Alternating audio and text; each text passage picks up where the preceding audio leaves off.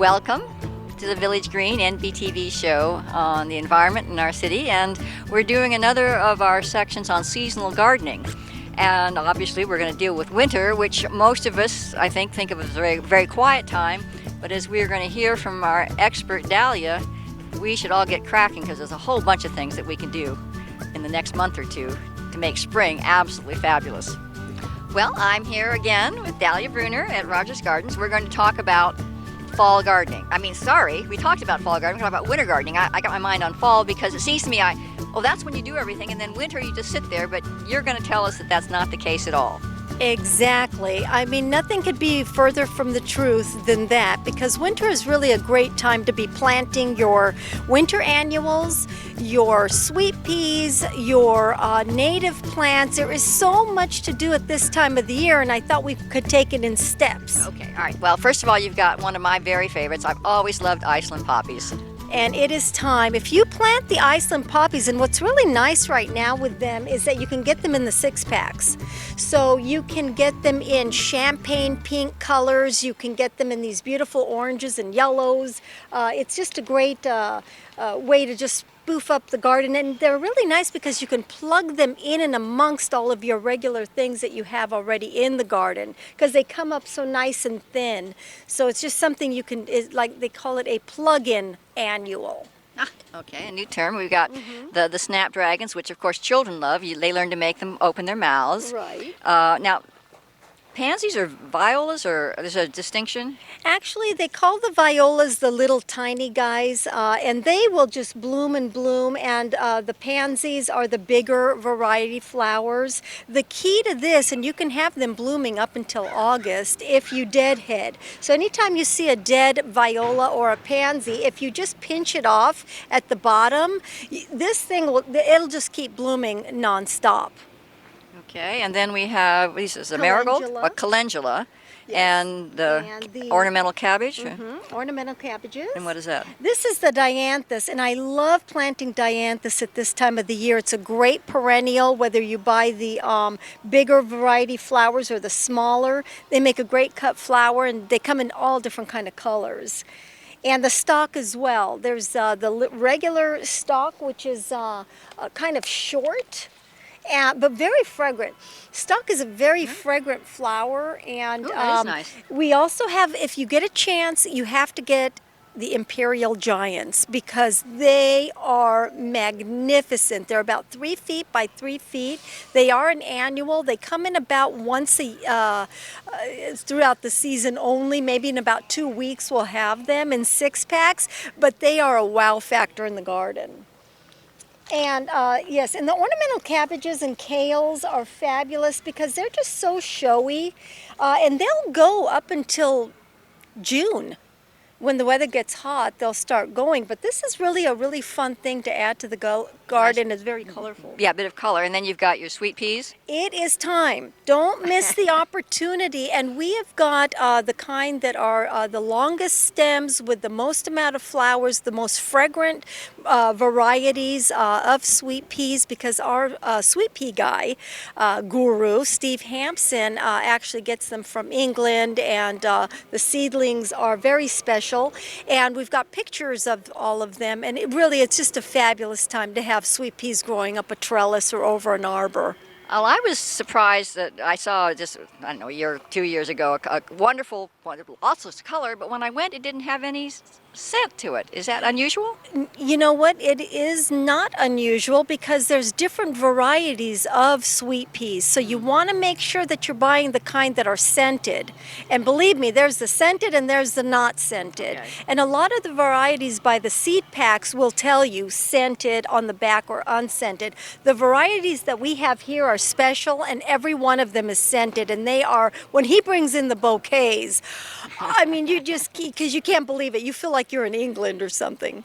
Well, I know that they're hard to grow from seed. That you have to treat the seed? No? Not hard at all. As a matter of fact, if you start the seeds in October, you will have them actually coming up like this right now. But the seeds are very easy to grow and very faithful, to flower, etc. So no, I don't think that they're hard. And you could still plant the sweet pea seeds now.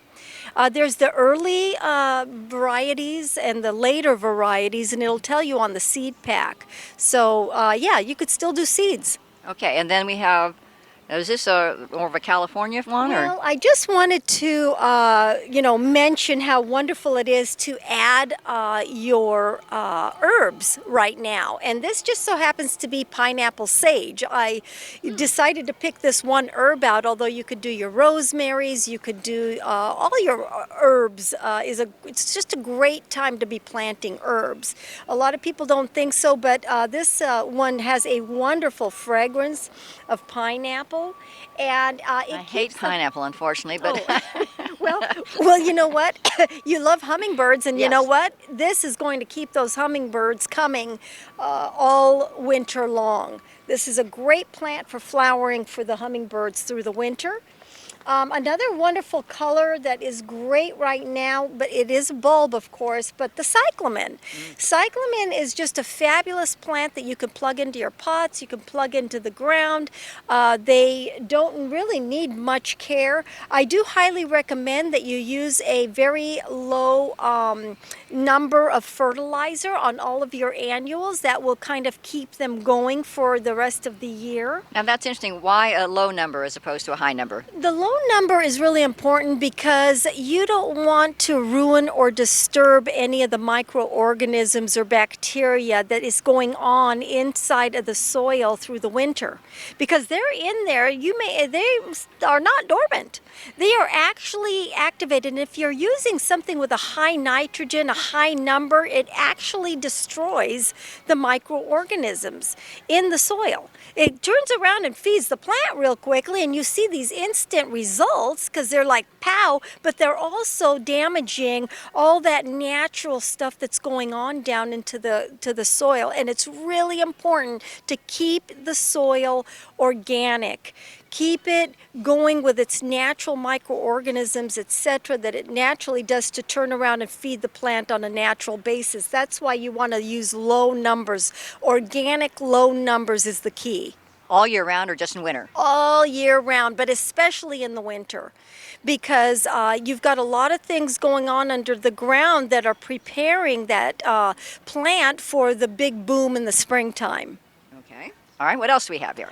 It is really exciting that you can start your wildflower seeds at this time of the month. It is just so fun to watch wildflowers come up throughout the year, and these are great mixes. I have a mix here that's wonderful for all the native California people from Tree of Life, and this is a fabulous mix of something that'll come up year after year if you let these reseed. And then I've got a wonderful mix here of all different kind of things that, the wildflower color for annuals, and there's some perennials in here.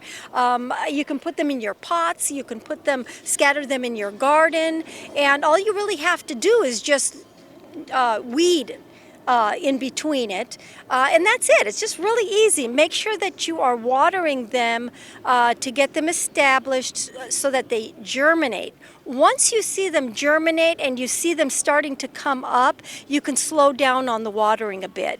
But they do need to be kept wet until the seeds germinate. But man, this is like a wow-packed factor of just so much fun to see this happening. But don't lose the time frame of doing it right now. This is important. Wildflower seeds are so fun, and fun for kids, even if you wanted just to do one little pot, because it's just fun because it's like a surprise. Now, when you say scatter, to me that suggests I just sort of throw them out. Is that right? That's it. It's as easy as that. Okay, this is for all you lazy gardeners. This is it. Exactly. Most of them do need the sun. The ones that I have here are for the full sun. So you do want to pick a sunny location when you are scattering these seeds. But you don't have to do anything else. You don't have to thin them out or anything. That's the beauty of the wildflower garden. Okay, and now we have, we don't have to stop growing vegetables in the winter. There's some things that actually do better. My gosh. Oh, it is so much fun to do vegetable winter gardening because you're getting all of your really healthy crops in the winter. You've got all of your bok choy, we've got lettuces, look how pretty the colors are even in the garden when you're adding just the kales. You got blue and purples. The colors are amazing. So you've got the cabbages, the broccoli, the spinach. Really fun also that if you want to do the rainbow chard is really a fabulous thing for the garden right now. And of course you can do these really fun 4-inch of mixed lettuces. So even if you have a small garden, you don't have to have fields and fields of lettuce. You could just keep continuing as you need your lettuce for your salads for the evening. You just use the lettuce that is going around and keep the middle core of it going, because that'll keep the lettuces going so you don't have to transplant it. But also you'll want to use, you could do the beets. And I love beets, especially to pickle them if you do a lot of beets. And then my favorite thing, of course, is the sugar snap peas. Nothing is more fun to grow in the winter than sugar snap peas. Of course, you do need some kind of trellis to have it supported, but they're so delicious. You don't know what it's like to have these unless you grow them yourself. They're just so flavorful. And of course we have some oddball things like white cauliflower, white broccoli, and we've got the cauliflowers, and of course red cabbage. So these are all of the veggies I recommend right now to be growing. Okay, so I have 2 questions. Okay. For people who like to start their vegetables, their regular vegetables, we're saying the tomatoes and things from seed, is this the time to start, or do you wait? When's a good time to start that? You know, you want to wait until the soil warms up before you start your tomato seeds. If you're starting them indoors? You can start, sure. If you're going to do them indoors or in a greenhouse, you could start them now, sure. But if you're going to scatter your tomato seeds in the ground right now, the ground is just too cold for that. So you're going to have to wait until we get to be about 65 or 70 degrees, or, you know, somewhere in there before you start scattering, in the evening, that is. Okay, and my second question is, when we were here in the fall, we talked about how important it is to give the garden a rest, and we fed it, and we used some the mulch and things to. Yes. But so how does this affect our spring garden? If we're planting vegetables now, I mean, some of us only have so much space, so it's not like we can say, oh, this is my winter garden and this is my spring garden. Right. So is this going to take away from the spring plants, or do they work together? How does it go? Yeah, that's the beauty of it. They do work together. So you'll find that as soon as you've got your cabbages and, you know, your cauliflower, and you're eating all this wonderful stuff, by the time that they are done, you are ready to plant your new spring garden. That's the beauty of having that. Although a lot of your kales will go, they will go until it gets really super hot. Sometimes, they'll go almost year round. So you can have kale all year round. Okay, well, that's our vegetables. And what else do you have for us? Now, it is really an important time of the year to be buying your bulbs. So if you're really into the tulips, the hyacinths, and the crocus, you can do them. A lot of people are from back east like you, and clarification, not from back east, did spend time back east. She spent, yeah, and you were just telling me how fun it was to see the crocus come up. Well, if you want to do tulips and hyacinths and crocus, you have to buy them now, and you have to refrigerate them for 6 weeks before you plant them. A lot of people just buy them and stick them in the ground here in Southern California, and that does not work. And then they're very disappointed because they either don't come up, or they don't bloom, or they get really small. But you have to put these in a brown paper bag, and you put them in the refrigerator, and after 6 weeks you take them out and you just plop them right into the ground, and voila, you will have beautiful tulips and hyacinths. Now, you don't have to refrigerate any of the other bulbs. All the other bulbs, like the ranunculus, freesias, daffodils. There's a million bulbs that could be planted right now, including the amaryllis. You can go ahead and plant those in the ground right now as is. I do highly recommend, though, that when you're using any of the flowering bulbs, annuals, etc. Anything flowering right now, it's really important to use an organic fertilizer. And of course, I can never get enough of the cedar mulch, because I feel like it just kind of gives a nice protection over my soil, and it kind of holds in the moisture. You can definitely lay off on the watering at this time of the year, cut back. And with the fruit is really important right now, because a lot of your fruit, like your peaches and apricots and the stone crop fruits and all of them, need to have a systemic to be used.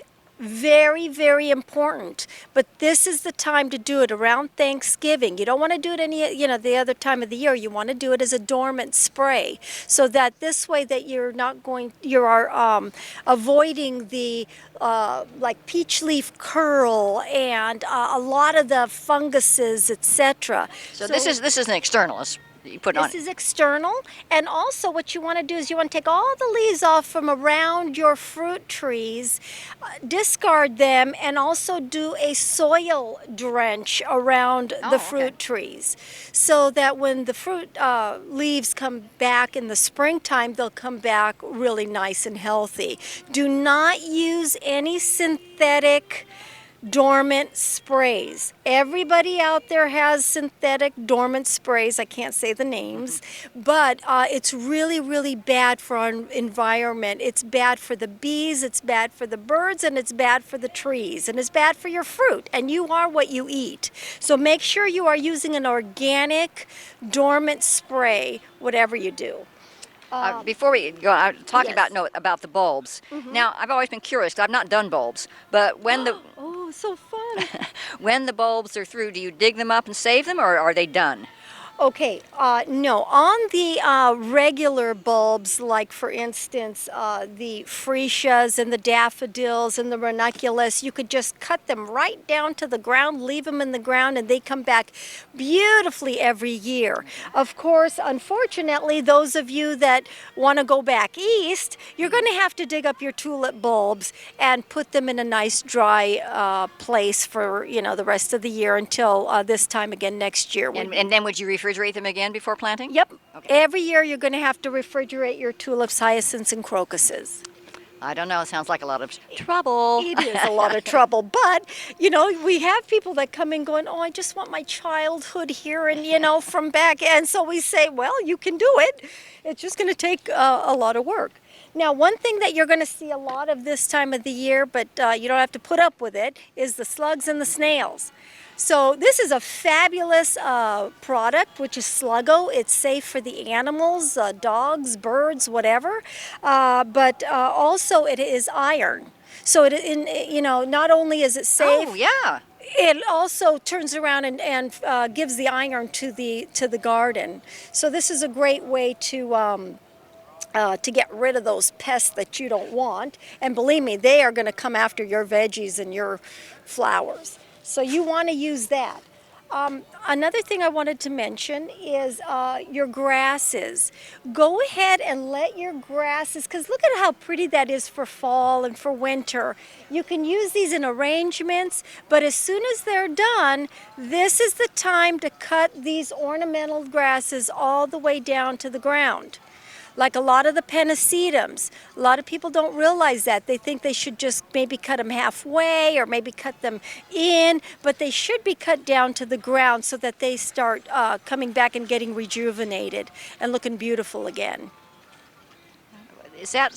From nature, you wouldn't think. Nothing comes along and just cuts it down unless maybe a sheep grazes it or something. But that's just the way they are, huh? That's just the way they are. If you want them as a landscape grass. So for your landscape grasses, they do need to be cut back. Otherwise, they look really bad. You go down the street and you see people that don't take care of their landscape grasses, and they don't look so good. Yeah. But if you want Weedy. very weedy, but they don't have to look weedy. There is a video online that I did, if anybody wants to see it, about how to cut them back, and I actually show how to cut your stuff back at this time of the year. And then you've got, what's this over here? This is a manzanita, and I it thought is that was. California native. It is so time to be planting all your California natives right now because they are kind of, slowing down a little bit for the winter. All the natives are. But as soon as you get them in the ground, they're actually getting underneath the ground. They're establishing so that by the time spring comes around, they're strong and healthy plants, and boom, they're just doing great. By the way, a lot of people need to know one really quick thing, and I get a lot of questions on camellias. Do not fertilize your camellias right now because they are starting to bloom. Very, very important information. When they're done blooming, you can go ahead and throw some acid-loving fertilize after they're done blooming, because a lot of people are doing it now, and they come in and they're saying, oh my gosh, what's happened to my camellia flowers? They're looking this, they're dropping, they're falling. It's because it's just too much fertilizer, too much water. And you can cut back on the watering on the camellias, and then of course leave them alone. So you talked about this being, of course, a slow growth period. Excuse me, I wasn't going to ask about the about that. Transplanting something. Is this a good time to transplant, or is there a season for it that's better than others? Well, you can transplant right now and it's fine, especially for the dormant plants. Anything dormant. You don't want to touch anything that's considered a tropical. Anything tropical, completely leave it alone, because tropicals don't like to be cut back when it's cold. They don't like to be moved when it's cold. That includes fuchsias as well. So fuchsias, if you're going to cut them back, you'll probably want to do it now, but you don't want to wait until it gets more into the winter. But when the winter comes around, that's for your pentas too. It's a tropical. You don't want to be cutting back your tropicals or moving them or anything like that. But sure, it's a great time for anything else. Okay. Is there anything else you have to show us on the table? On the table, no, but I did want to say also that the mums are beautiful right now, and there are so many perennials to be planting right now. I couldn't bring them all up. As a matter of fact, if we just walked around the nursery and talked about perennials, all the perennials, it's like the sky is the limit. So it is definitely time to up it for your perennials, because once you get them in the ground now, they may not be showing a ton of growth in the winter, but when the springtime comes, because they've been getting all acclimated in the ground all winter, by the time that the springtime comes, they are strong, and they're going to give you a long season of flowers and strength and beauty. Well, we have Christmas coming up, and I thought it'd be interesting to maybe look at some Christmas trees and talk about how to keep them in good shape once they get in a warm house, which is not the best environment. Right. And also any thoughts you might have on, are there any special plants that you think of as particularly Christmas? So let's move our location and we'll pick it up there. All right. Well, I was telling Dalia that since we're approaching Christmas, my house is small and I don't really have room for a Christmas tree. And I don't have anything in the yard that's really Christmassy. So she's going to tell us a little bit about things that, for those of us with small places, how we can bring that kind of greenery into the house. Or outside. Yes, exactly. You can either do it in pots or you can do them in the ground. A lot of these beautiful evergreens are so easy to grow, and a lot of people think they need a lot of water and a lot of care, but they don't. I actually have a little miniature forest in my courtyard that I have planted all of these in, and so I keep it all year round, and it's really kind of fun to have because you don't have to do any maintenance to them. They're just so easy to take care of. It is kind of nice though, if you do have a little place, if you wanted to put one of these little Christmas tree type of plants or one of these on your table in a pot. And then you could just kind of put some decorations on here. Isn't this the cutest little Christmas tree? Oh yeah, those are great. And what's that called? This one is called this is the Pixie Dust Alberta Spruce. Oh, it's a spruce, okay. Yes, it is. And we have a lot of spruces and a lot of evergreens, a lot of different sizes. And all of them are just so perfect to bring in the house as well as on your porch. You can decorate your whole entire area where you're going to have dinner with just these little guys. Well, yeah, they're little now, but are they going to grow into giant sequoias or something? Well, some will, so you want to read the tag carefully. But most of them will stay small. Most of them are very easy to take care of, very easy to prune, and all of these right here, like these for instance, they take a long time to grow. I mean, they'll take maybe about an inch a year of growth, so it's not like something you have to, prune all the time. So that's the nice part, is that they're slow growers. Well, yes, if you had a mantle or something, this would look great, or just a coffee table. Oh yeah, or both sides of the entry of your front door. Oh, yeah. Oh, see, we're doing your decorating for you. Yeah, exactly. All right, well, let's go look at some trees and find out how we can keep them healthy. Okay. All right, so although there look like a lot of trees around here, you're saying that not as many trees this year. Well, we are very fortunate that we got a lot of trees this year, and we have 5 different varieties, and they are spectacular. But not a lot of places were able to get a lot of trees because of all the fires that we've had. We feel very fortunate because of the supplier that we have was not affected by that, and so we were able to get all these beautiful live trees, and these are all cut and put on a stand, and you want to make sure that as soon as you get it home that you put it in water, in the stand in water.